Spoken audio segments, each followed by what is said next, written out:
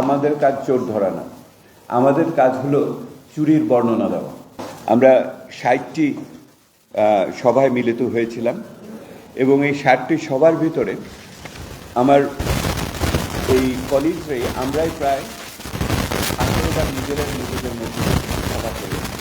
আপনারা চিন্তা করে দেখেন 90 দিনের ভিতরে 18বার শুধু আমরা আমাদের চলমান কাজকর্ম, সংসার এবং কর্তব্য বাইরে রেখে এইভাবে 18বার এখানে আমরা মিলিত হয়েছি। এছাড়া বা আপনারা দেখবেন যে নীতি নির্ধারকদের সাথে আলোচনা হয়েছে 22টি, আমাদের অন্যান্য ঢাকার বাইরে আলোচনা হয়েছে, দেশের বাইরে আমরা বিভিন্ন অনলাইনে আলোচনা করেছি এবং আলোচনার সূত্রপাতটা হয়েছিল প্রথম ওই ঘরে প্ল্যানিং কমিশনে, সেটা হলো ছাত্রনেতৃবৃন্দের সাথে যারা আন্দোলন সংগ্রামী ছিলেন সেই রকম মানুষদের আমরা প্রথম ডেকে প্রথম আলোচনাটা তাদের প্রত্যাশাটা বোঝার চেষ্টা করেছি এবং সেটাও খুবই একটা মানে সেই অভিজ্ঞতাটা খুবই মনে রাখার মতো আর কি। সেই কীভাবে তারা শিক্ষা খাতের উপর জোর দিয়ে, কর্মসংস্থানের উপর জোর দিয়ে আলোচনা করেছিল। এই শিক্ষার মানসম্পন্ন শিক্ষা এবং সঘন কর্মসংস্থান, এই দুটো বিষয় তাদের আলোচনার ভিতরে খুব বড়ভাবে এসেছিল। অন্যান্য সংস্কারের আলোচনাও তারা সেই দিন এনেছিলেন।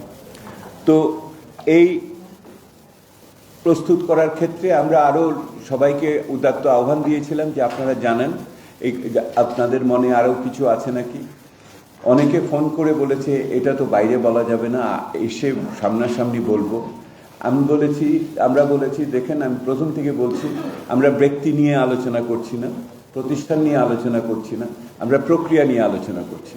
এই ঘটনা কিভাবে ঘটলো এইটি হলো আলোচনার বিষয়।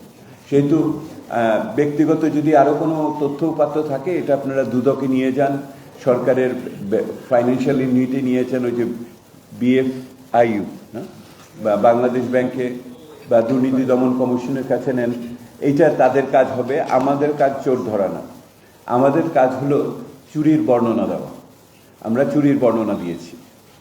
এখন যে বিষয়টি এর সাথে এসছে সেটা হলো যে আমাদের আহ্বানে সাড়া দিয়ে আপনারা দেখবেন 340 জন বিভিন্ন ধরনের মতামত আমাদের কাছে পাঠিয়েছে। সেই 340টি ধারণা আমরা যথেষ্ট গুরুত্ব সহকারে আমরা পাঠ করেছি, আত্মস্থ করার চেষ্টা করেছি। সেহেতু এই পুরো প্রক্রিয়াটা আপনারা, এইটাকে আপনাদের কাছে আমি জোর দিয়ে এত সময় নিয়ে বলছি এই জন্য, যদি এই প্রক্রিয়াটা আমরা না বুঝি তাহলে এই দলিলের কিন্তু বৈধতার জায়গাটা আপনারা ধরতে অসুবিধা হবে।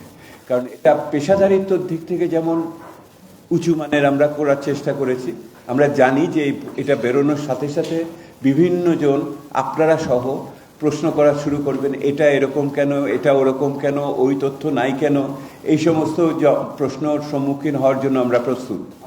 আর একই সাথে আমরা বলতে চেয়েছি যে এইটা কোনো গজদন্ত মিনারে বসে কেউ প্রস্তুত লেখে নেই, এটা জনমানুষের সাথে যুক্ত থেকেই আমরা এই লেখাটা প্রস্তুত করেছি আর সেইটারই আপনাদের সামনে এনেছি। আপনারা দেখেছেন যে এইটার মূলত যে 23টি পরিচ্ছদ এখানে আছে, সেই 23টি পরিচ্ছদের ভিতরে এবং আমার ভূমিকা সহ আরেকটু আছে, সেটা হলো যে 5টি বিষয়ের ভিতরে আমরা এটাকে ভাগ করেছি।